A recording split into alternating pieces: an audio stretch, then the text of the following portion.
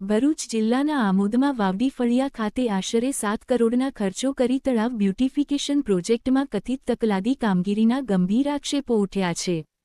સ્થાનિક નાગરિકોની વારંવાર રજૂઆતો બાદ આજે સુરત સ્થિત સુડા ભવનના પ્રાદેશિક કમિશનરની કચેરીમાંથી અધિકારીઓ તપાસ માટે પહોંચ્યા હતા। નોંધનીય છે કે આ 5મી વખત તપાસ કરવામાં આવી રહી છે, છતાં અત્યાર સુધી કોઈ કડક કાર્યવાહી થઈ નથી તેવી ચર્ચા છે। સ્થાનિકોનો આક્ષેપ છે કે રજૂઆતો બાદ માત્ર દેખાવ પૂરતી કામગીરી કરવામાં આવી છે, જ્યારે ગુણવત્તાના પ્રશ્નો યથાવત છે।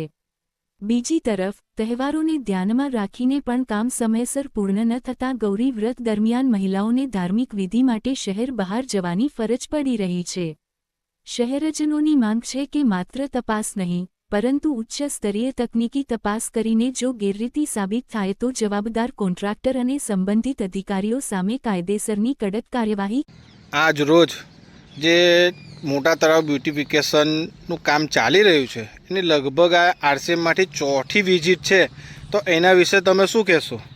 એના વિશે હું એ જ કહીશ કે છેલ્લા ઘણા સમયથી જ્યારે પણ આ મોટા તળાવ બ્યુટિફિકેશનનું કામગીરી ચાલી રહેલી હતી તેમાં ઘણા મોટા પાયે ભ્રષ્ટાચાર થયેલો છે। બ્લોક હોય, રબર મેટલ હોય, આ લોખંડની જાળીનું હોય, દિવાલનું હોય, કોલમનું હોય, અનેક રજૂઆત કરી પણ આ કહેવાય કે આરસીએમના અધિકારીઓ હોય કે કોન્ટ્રાક્ટર હોય એ આજ દિન સુધી આ સમસ્યાનું કોઈ તટસ્થ નિરાકરણ લાવતા નથી।